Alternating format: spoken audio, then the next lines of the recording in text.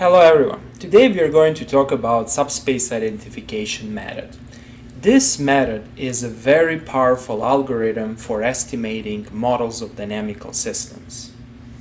So what you can see over here is a post that I prepared, and this post thoroughly explains the basics of subspace identification method. Moreover, I developed Python codes that implement a simple and powerful subspace identification method. I will explain you the theory, and then in the second part of this video I will explain you how system identification works in practice. I will explain you how to estimate a model of a fourth order system, and you can see the results over here. A link to this post can be found in the description below this video. So this is what I'm going to do. I'm going to split this video in two parts. In the first part, I'm going to provide a brief introduction to subspace identification method. I'm going to develop a relatively simple subspace identification algorithm, and I'm going to explain the codes. In the second part of this video, or in the second video, I'm going to explain you, and I'm going to go with you through one example, and I'm going to explain how to estimate a model of a dynamical system using the subspace identification method. So in contrast to most other posts and online lectures, I don't plan to blur the main ideas of the subspace identification algorithm with unnecessary mathematical complexities and details. Furthermore, everything that I will explain in this video will be explained on a simple model of a physical system consisting of two masses connected by spring and dampers. For impatient, of course, all the codes developed and explained in this post can be found on my GitHub page. So this is my GitHub page, and you can access all the codes over here. Okay, so the goal of the subspace identification method is to estimate a model of a dynamical system that is equivalent to the model that you can see over here. X is the state vector, U is the input vector, W is the disturbance vector, N is the noise vector, and YK is the output of the system. So graphically, we can represent this system by a block diagram. This is our system. We are having inputs, UK, coming in. We are having the outputs that are corrupted by the measurement noise, and on one side we have a process disturbance. So this is a classical setup of a dynamical system in control theory books. Here it's very important to emphasize that we are looking at the system behavior at discrete time instant k. So the subscript is the discrete time instant k. To illustrate this, we consider a function represented by this graph where t is time and y is the system output. Now, we assume that this output is sampled at equidistant discrete time samples. So this discrete time sample is denoted by k times t, where t is the sampling period and the next time instant is denoted as k plus 1 multiplying t. And similarly, this discrete time instant is denoted by k plus 2 multiplying t, etc. And this value becomes yk, and this value is yk plus 1. And similarly, we assume that inputs are discretized, that disturbance is discretized, and that measurement noise is also discretized.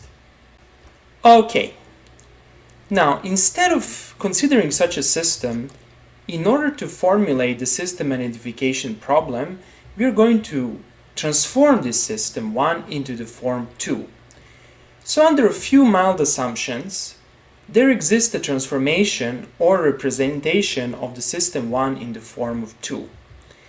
And what is interesting about this form 2 is that we have an additional vector, ek, that's called innovation. So this ek is called innovation, and we have an additional matrix k here, and this matrix is actually a Kalman filter gain. So this is a Kalman filter form of the state space model. Under a few mild assumptions on the process disturbance and on the measurement noise, we can associate with the model 1, model 2. And it's more convenient to work with the model 2, especially in the closed loop system identification problems, since we avoid many correlations between input and output variables. However, I'm not going to talk about this thing in this video. Okay, now we can formulate the system identification problem. So here is our system, or better to say, its block diagram. Now, to such a system, we can apply random input signals. Why random input signals? Because random input signals will most likely excite most of the modes of our system, and consequently the output will be information rich.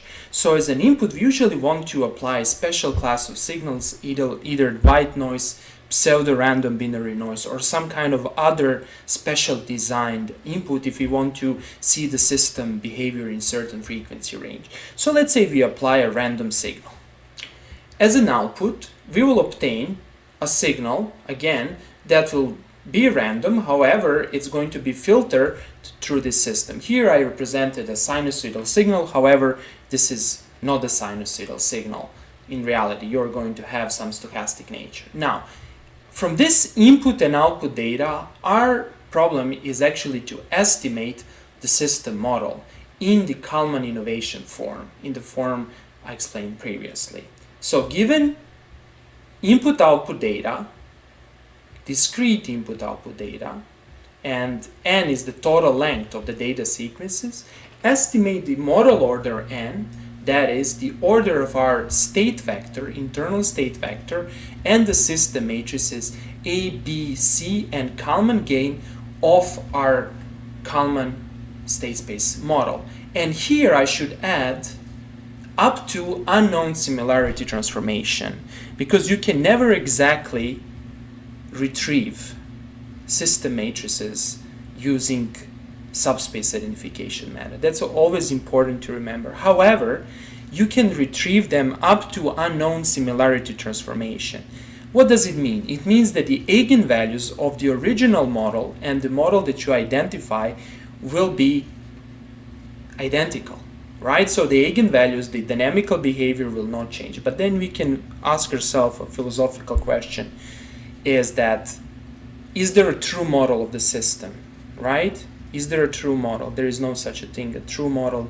All the models are of approximation. So even if you can find the original, the true model, the estimated model will definitely look differently in terms of the numerical values, but however, from dynamical perspective, from input-output behavior, they will behave the same, and the system matrices will be similar. That is, they will share the same eigenvalues, and their dynamical behavior will be identical. However, again, it's a philosophical question: what is a true model? Does a true model actually exist?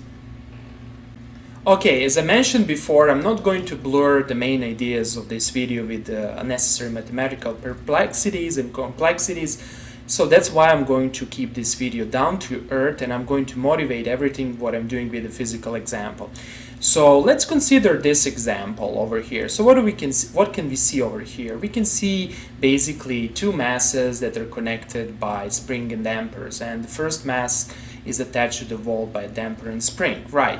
So if this is the equilibrium point, if we kind of perturb the system from its equilibrium point by some force F that you can see over here, the system will basically move from the equilibrium point, and if we release this force, or actually if we release this force, or if we even keep this force constant, the system will oscillate around its equilibrium point, and eventually if the system is stable and there is no force acting, it's going to basically return to its equilibrium point. However, if the force is acting, it might still settle at a certain point. However, this point will not going to be equilibrium point. So how to model such a system? Modeling of such a system is super easy. We just need to apply the second Newton's law. Basically, for mass M1 and for the mass M2, we can construct free body diagram. This is the spring, and this is the damper. This is the spring force, actually the force that the spring 1 is exerting on a mass. This is the damper force, it's the damping force that the damper 1 exerts on the body. Fs21 is the force that the second spring is exerting on the body, and the Fd21 is the force that basically the second damper is exerting on the first body, etc. We can also construct the free body diagram from the second mass using the same principle. Now, going through the equations, basic equations, we can relate forces and displacements, damping and velocities of displacements. Then we can come up, and applying the second Newton's law, then we can come up with the model given by the equation 3 that you can see over here. Now, we introduce state space variables. We say the x1, the state 1, is the displacement of the first body. x2 is naturally the derivative of displacement, that is velocity. x3 state space variable is the second displacement, and x4 state space variable is derivative of the second displacement. Now, by substituting these expressions in this equation 3 and using the force expressions that I developed over here and explained, that is, for example, the spring force 1 that you can see over here is its magnitude is equal to K1, where K1 is a spring constant and S1 is basically the displacement. And similarly, you can do for the damping force. The magnitude of the damping force is d1 times s1 dot, velocity of the displacement. And at the end of the day, you obtain a state space model that looks like this. This is the state space form where F is the input force. This is your BC matrix. This is the state vector. This is the AC matrix. This model is in continuous time form. Pay attention. Now, with such a system, we can associate an output equation. So the output equation is basically the equation that describes the measurements. So let's say if we place a sensor, let's say a displacement sensor, over here, this displacement sensor will give us the position of the first body or of the first mass. Then, in this case, our output equation will look like this. So we are observing the first variable, that is, this will be 1, 0, 0.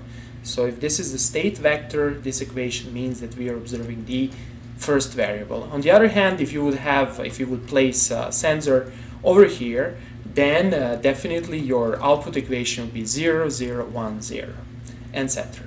Now, in order to formulate the subspace identification method, or in order to use this system for testing the subspace identification method, we need to discretize such a system. So how do we discretize such a system? Well, we are going to use the backward-Euler method. Backward-Euler method has many advantages over the standard forward-Euler method. Namely, it's always stable, and it's always advisable to use a backward-Euler method due to its nice numerical properties and stability. So if you apply the backward-Euler method to your original state space model, basically we approximate the first derivatives of the state space variables by backward differences. And if you apply such a technique to the model 5, we are going to arrive at the equation 8, where your A matrix now will be in discrete time domain, that is, it will have this form, and your B matrix will be now in discrete time domain, and it will have the form given over here. The output equation remains unchanged. Here it should be emphasized that by discretizing the continuous time dynamics, we have transformed the eigenvalues of the original system. So what happens?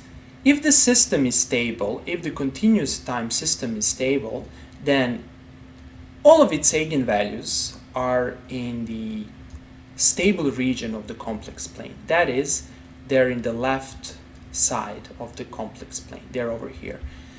Now, this stability region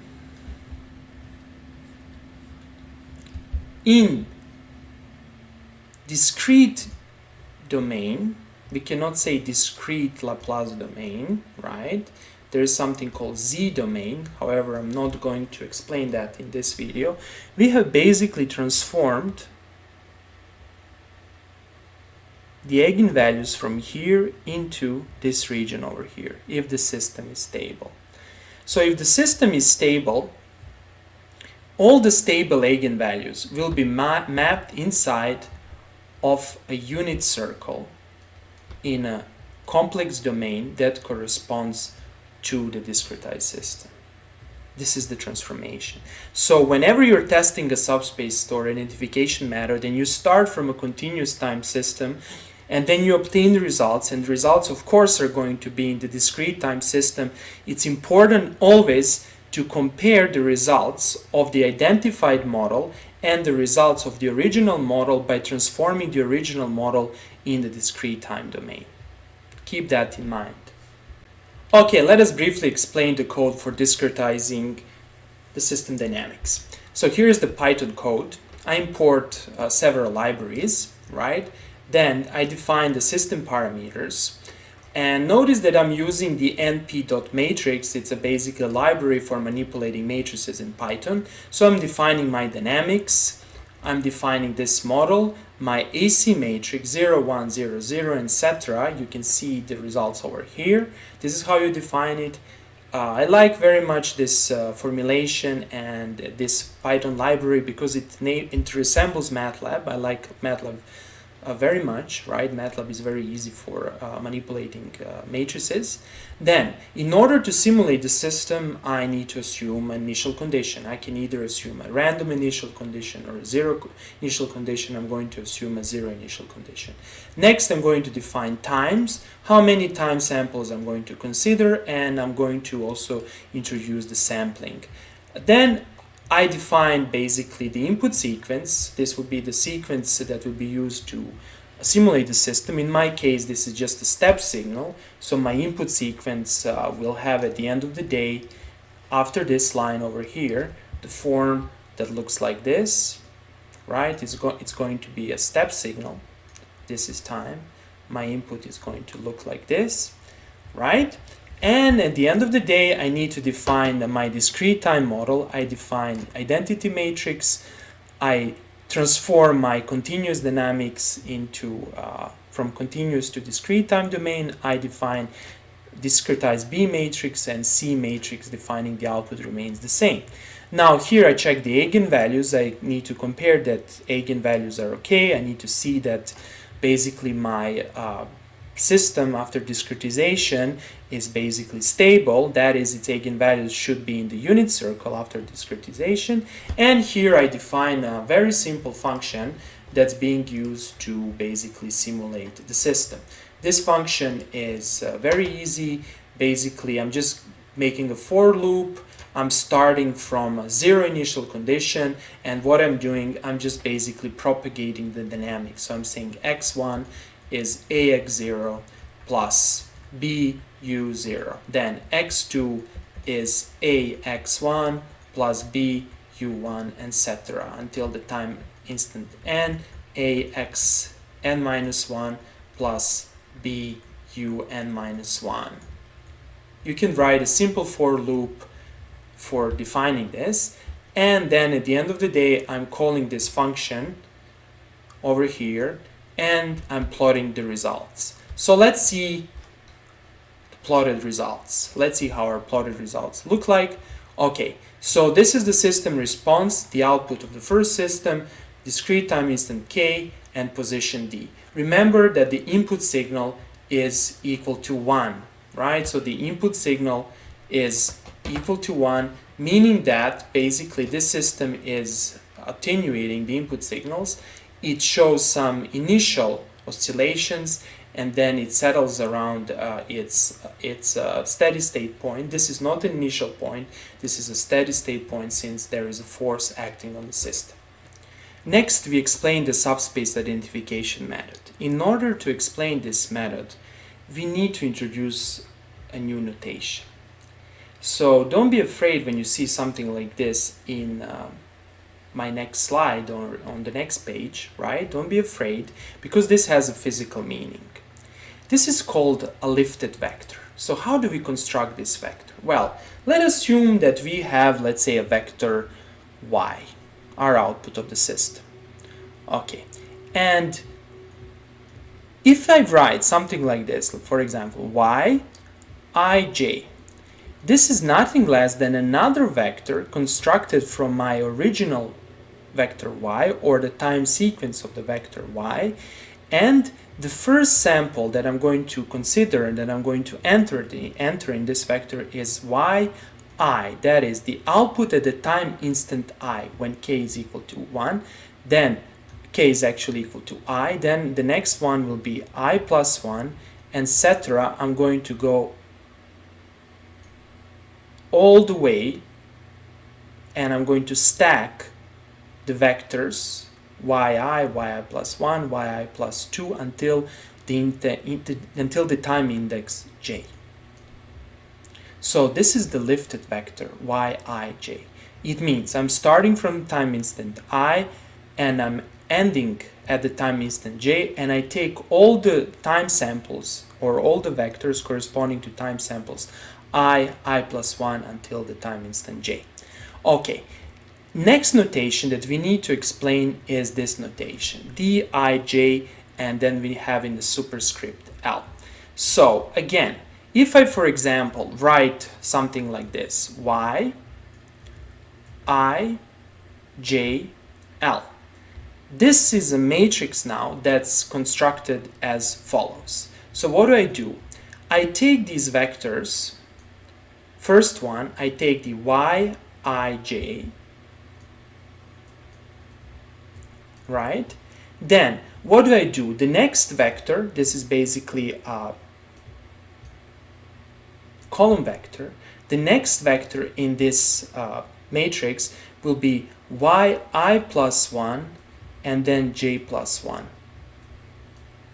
And then the next one will be I plus 2, j plus 2, etc. And the last one, the last vector will be y, I plus L, j plus L, where L is basically the index given in the subscript. Okay, so let's see the vectors, how these vectors look like, for example, for certain numbers. Let's say I is equal to 1, j is equal to, for example, 2. So let's first construct y1, 2. How does this vector look like? Well, we start from y1, and what is the next vector? The next vector is y2. Okay, this is a trivial example. Let's give a more complex example. What about, let's say, y4, 6? Let's construct this vector. Well, what do? y4, 6. I start with y4, then the next one is y5, and the last one is y6.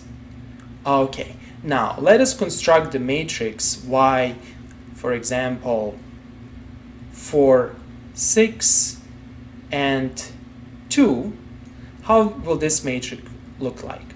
Well, first vector is y4, 6. The second vector in this matrix is y5, and then the next one is 7.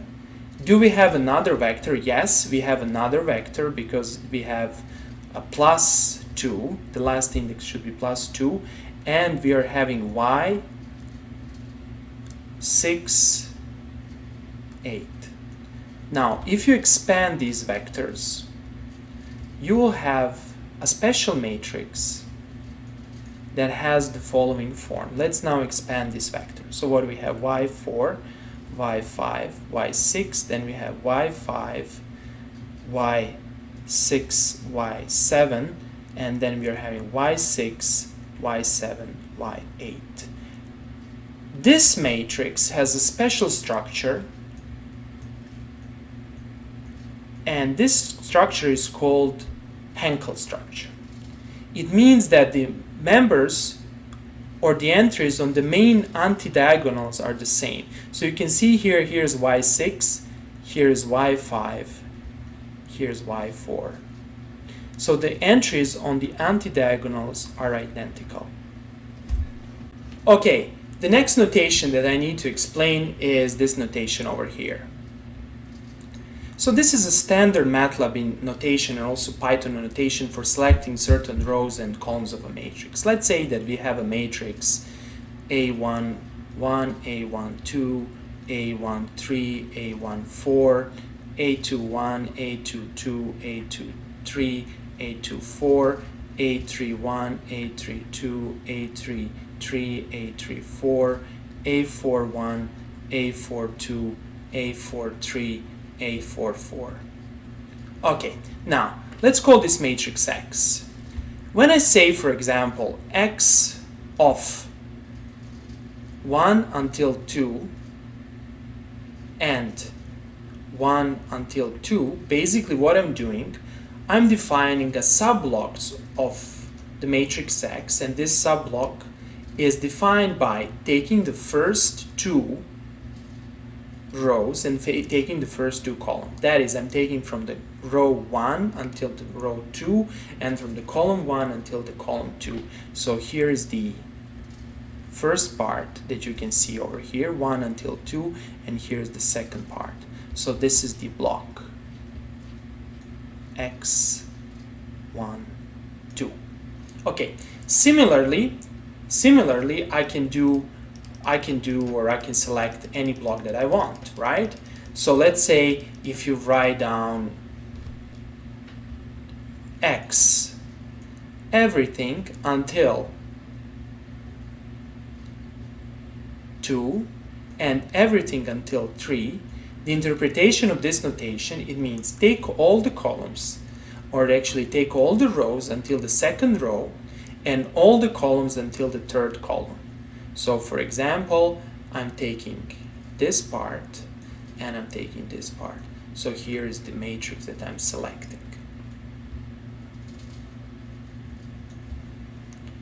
Now that we have explained the use notation, we can formulate the subspace identification problem and we can present the algorithm. Well, we start from the original model that we want to estimate, and the model looks like this. And the first step is basically from this equation, EK, we can express EK as basically YK minus CXK, and we can substitute EK in the first state equation. Now, as the result, we obtain the model that looks like this. So this is now our state equation in the substituted form. ZK groups the input and the output, and B, basically B tilde, takes into account the original B and the Kalman gain. Now, why did we do this transformation? Why do we need this transformation? Well, if you see this transformation, the unknown innovation term that's unmeasurable is basically eliminated and represented something that we have access to. That is, we know UK and we can measure YK. Now, starting from here, basically from this model, we can substitute back or propagate this equation in time. So for example, if you start with k is or some time instant, for example k minus p, if you start from this time instant, you will basically see that the next state will be xk minus p plus b tilde zk minus p. And then you continue with expanding this equation, you shift the time index, you write basically the same equation for k minus p plus 1, you obtain this form, and then you substitute back this form in this form, you obtain something like this. And if you, for example, go to the third step, again, you propagate everything in time, and then you substitute back, you're going to obtain that the state at the time instant k minus p plus 3, that is 3 steps away from k minus p, becomes something like this, becomes a function of the state, of the past state at k minus p, plus this term that looks like controllability matrix, right? And then you have these past zk minus p values shifted in time. So this is a standard lifting procedure for discrete time systems. Now, in the general form, if you start from the time instant k minus p, and if you end up at the time instant k, our state at the time instant k, kb can be represented as a present time, is a function of the past state plus this term over here. Now remember that, or you can go back and if you look in the definition of the ZK matrix, you will observe that basically our ZK matrix is composed of UK and YK, that is inputs and outputs. And taking that fact into account, you will observe that this term presents a linear combination, if you multiply everything together, a linear combination of past inputs and past outputs. Now, if you multiply this whole equation by C, and if you use the output equation of the model, you will obtain this equation that's very important for the development of the subspace identification method. This equation tells you that the output of the system at the time instant k is a function of the state at the time instant k minus p, or p times back in the past, and the past inputs and outputs of the system plus this term ek. Now, this matrix M, or calligraphic M p minus 1, is very important. Why? Because this matrix stores the system Markov parameters. So what are the system Markov parameters? The system Markov parameters basically are these terms over here: C a to the power a tilde power p minus 1 b tilde, etc. And this matrix is important because by knowing this matrix we can actually estimate the state sequence. And our first step will be to estimate this matrix, to estimate these parameters from the past input-output data. Now, to do so, we need to introduce a few realistic assumptions. So the first assumption is the assumption on the matrix AP, or a to the power p. Now, since the system is stable, for example, take a stable matrix in the discrete time domain or continuous time domain, let's say in discrete time domain, since this is a discrete time domain, and start taking the powers of this matrix. Start taking a1, a to the second power, a to the power 3, and go all the way up to some, let's say, power, let's say a to the power 10. If the system is stable, or the matrix A is stable, you will notice that a to the power 10 will become approximately 0. So the entries of this matrix for sufficiently large power p, that is AP, will be approximately equal to 0.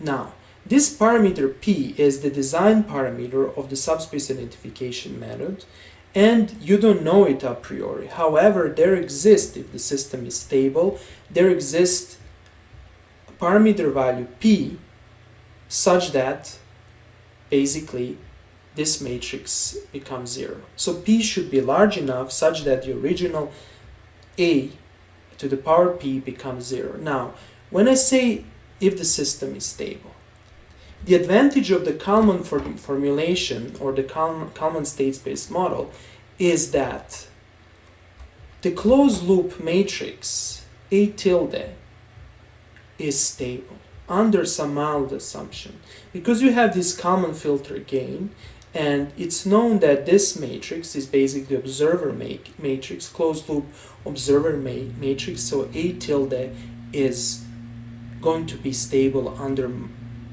some mild assumptions. So this assumption is well justified, and there should be a p, or past window, that will make this assumption valid.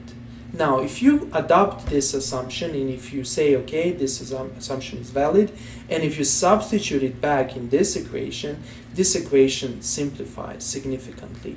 It becomes equation 19. You can say that the past, or actually the output at a time instant k, is nothing less than a linear combination of past inputs and past outputs starting from the time instant k minus p and ending up at the time instant k minus 1. Remember here the notation I introduced. Why this equation is important? Well, if we would like to estimate, let's say, the Markov system parameters of the Markov parameters of the model, we have one complicating factor here. Well, we don't know the initial state. of the system. So making a least squares problem and then estimating the matrix MP minus 1 will not succeed, right? Because we don't know the initial states. So there are two unknowns. This is unknown, this is unknown, this term is unknown. So it's a nonlinear problem and cannot be solved easily. So that's why we need a few assumptions. So one of the assumptions is this one. And this assumption holds true in most of the cases. Now, this is basically Vark's model, or vector autoregressive with exogenous inputs model. And it's used in time series modeling and in many applications, signal processing. And actually I made a video and a post on how to estimate Vark's models of time series. However, this is not a topic of this post and this video. Okay, so how to estimate this matrix MP minus 1? Well, we need data, right? So what we are going to do, we are going to stack the measurements, the measured outputs, together in basically a matrix. Remember the notation that I used. So basically you're just stacking vectors next to each other in time, starting from P until P plus L, where again L is another parameter of the algorithm. And then from this equation you can get the right hand side. The right hand side will become outputs and inputs of the system stacked together in a Hankel matrix form. Again, remember the form and the notation I explained at the beginning of this video, and you'll have these noise or these innovation terms. Now everything looks nice here. This can be a white noise under few assumptions. However, you never know in advance how your noise looks like. How you can, for example, apply a filter to whiten it or to do something similar. We are not going to consider noise modeling here. You can just apply this algorithm in the first approximation without any noise assumptions and see do you get good results. If you don't get good results, then do a little bit more of noise modeling. You can estimate covariance, you can do all sorts of fancy things.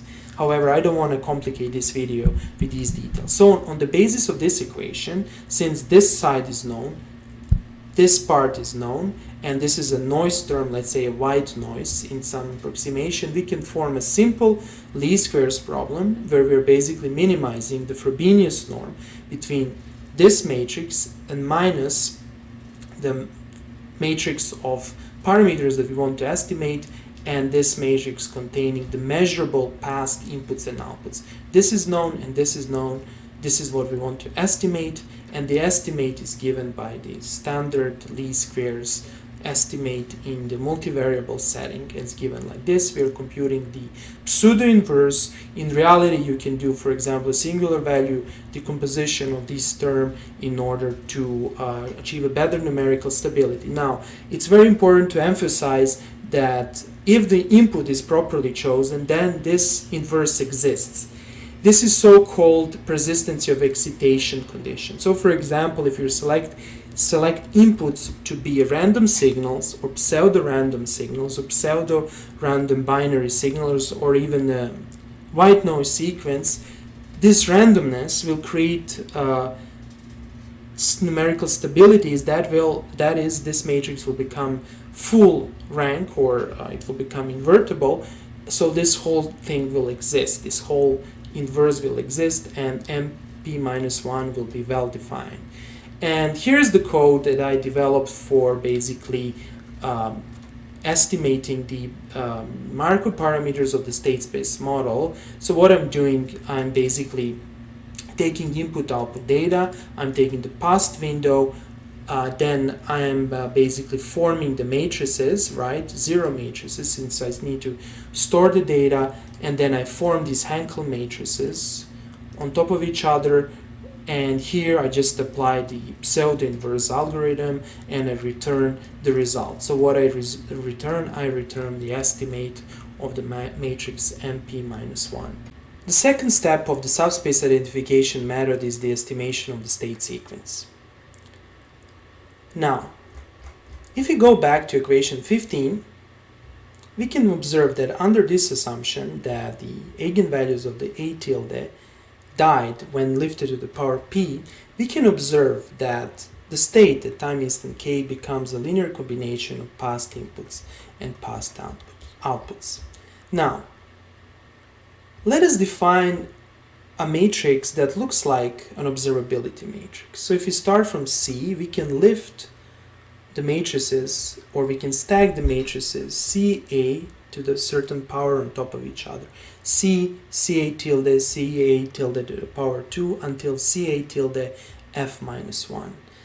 And look now what happens. If you multiply this equation, or the equation 15 under the assumption 18, from the right side by your kind of observability, we can call this matrix an observability matrix, you will obtain something that looks like this. On the right side, you're going to obtain OF minus 1 times KP minus 1. So you're going to have something that looks like observability times controllability. Very important matrix in control theory. And if you expand that matrix, you're going to obtain this form. That is, multiply this by OF minus 1, and you're going to obtain the right-hand side that looks like this. Now, let's see this. Let's analyze this equation. Well, you can immediately see that the first column, the first block row of this matrix is the matrix corresponding to, or identical, better to say identical to the system Markov parameters that we have estimated, right? How about these other terms? Well, the problem is that we don't know this term, etc., because we didn't estimate it. We only estimated the system behavior up to the A tilde P minus 1, B. Now, however, taking into account the assumption 18, and this assumption is telling us that A to the power P is identically to 0, that is the eigenvalues of the matrix taken to the certain power, of a stable matrix taken to the certain power, will die out, then we can neglect these terms. Everything above and equal to P should be neglected, all the powers. So we can simply say tilde P, and all the subsequent powers are approximately equal to 0, and we obtain this matrix over here. Now, what is interesting over here? We know the right-hand side, completely know, since we have estimated the Markov system matrix, and then we can simply construct other block rows by just taking elements from the first block row. And everything is known over here, since basically our z k minus p and k minus 1, this whole vector is also known, since it consists of past inputs and past outputs. Now we can call this matrix qp minus 1, and its estimate is denoted by hat. We can construct it, it's completely known, and then again from this equation, from our equation, from this one, and taking everything into account, we can stack the states starting from the time instant p, p plus 1, p plus l, and the right hand side will look like this. So what is interesting over here, this is a Hankel matrix. Remember the notation I explained in the beginning of this video, and this matrix is known. Everything on the right hand side is known. And what is interesting over here, here is our state sequence starting from p, p plus 1 until p plus l. This is unknown, and our observability matrix is unknown. If we would know, for example, the observability matrix, we could use a simple least squares method to estimate our state sequence. However, we don't know.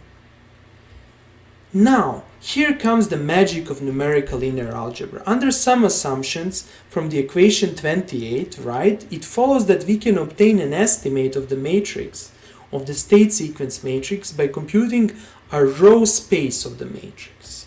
So, we need to compute a row space of this right-hand side. And the state sequence will belong to the row space. That's the trick. So by estimating the row space of this matrix over here, we can implicitly determine our state sequence matrix. So how to do that? Well, the standard procedure for determining the row space of a matrix is to use the singular value decomposition. Try to digest a little bit this part. Try to read some Wikipedia page or some article on singular value decomposition to understand this step. It's very important. Now, we simply take the matrix of Markov parameters, we multiply with the data matrix, with the past inputs and past outputs, that is with the Hankel matrix composed of past inputs and past outputs, and we can simply compute a singular value decomposition. In MATLAB it's SVD, in Python there is a similar command for that, and then we can get these matrices U, sigma and V transpose. And then from this equation, once we have U, sigma and V transpose, we just need sigma and V transpose. We can estimate the state sequence matrix by simply taking the square root of diagonal entries of the matrix sigma and taking the columns of the matrix VT, where VT is the V transpose. Now here keep in mind that I'm not taking all the entries, all the singular values of this matrix. I'm only taking the n largest values, right, and the corresponding n columns of rows of V transpose, because I'm reducing the model order. And this n hat is basically an estimate of the state order. It's something that you need to retrieve from the data. Usually, as I will explain in the next video, this n is identified by looking at the dominant gap or the significant gap of singular values. For example, if you plot the singular values of sigma matrix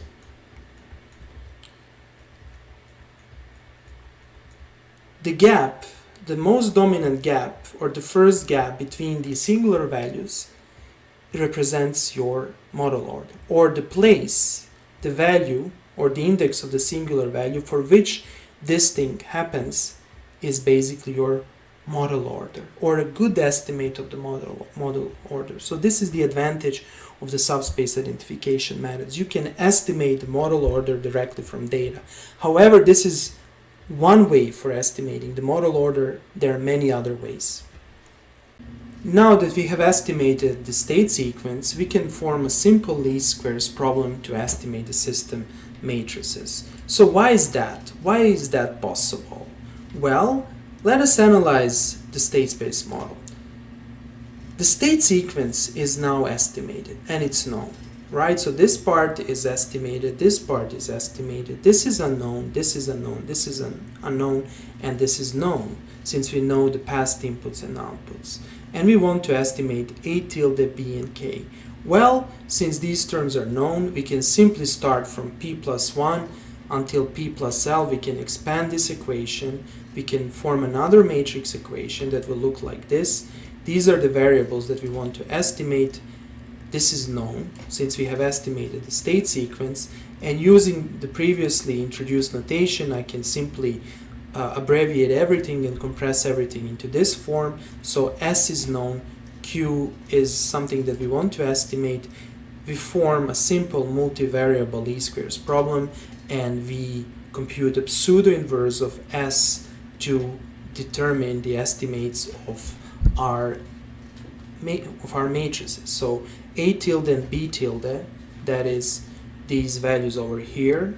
So we will have A tilde and B tilde. This will be our Q matrix, right? And if you expand this matrix, we are going to have A tilde, B, and K. And once we have estimated our Q, once we have Q, we can simply read out the rows or the columns corresponding to A, B, and K. And this will be our, these will be our final estimates. Okay, and finally we can simply estimate the matrix C by following the similar procedure, looking at the output equation and just forming this term over here and C will be estimated again by formulating a multivariable least squares problem and computing the pseudo-inverse. That is, 38 defines how the matrices are being formed from the estimates of Q and from the other matrices. And if we want to retrieve our original A, no, basically A tilde, we can get this A tilde from K hat and C hat. And here's the Python code for estimating the matrices. Basically, the code is not complex. I need to form certain Hankel matrices. I perform a few numerical linear algebra steps. Here, for example, you can see where the singular value is computed. This piece of code is used to compute the singular values. Over here, right? NP linear algebra SVD, so NumPy library. There is another sub-library linear algebra, and there is a command or function SVD. You compute the singular values, you compute the state sequence, you form the matrices, then you do least squares estimates, you read the values, and that's it.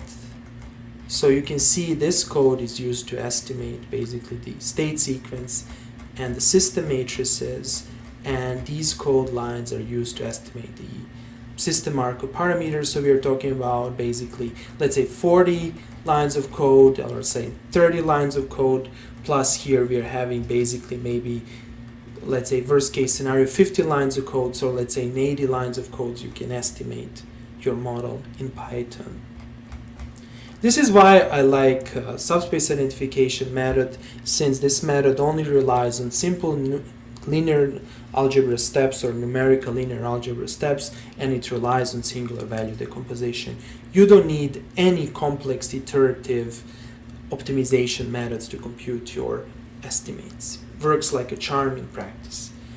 Thank you for watching this video. If you liked this video or if you find these posts useful, please subscribe or support this channel.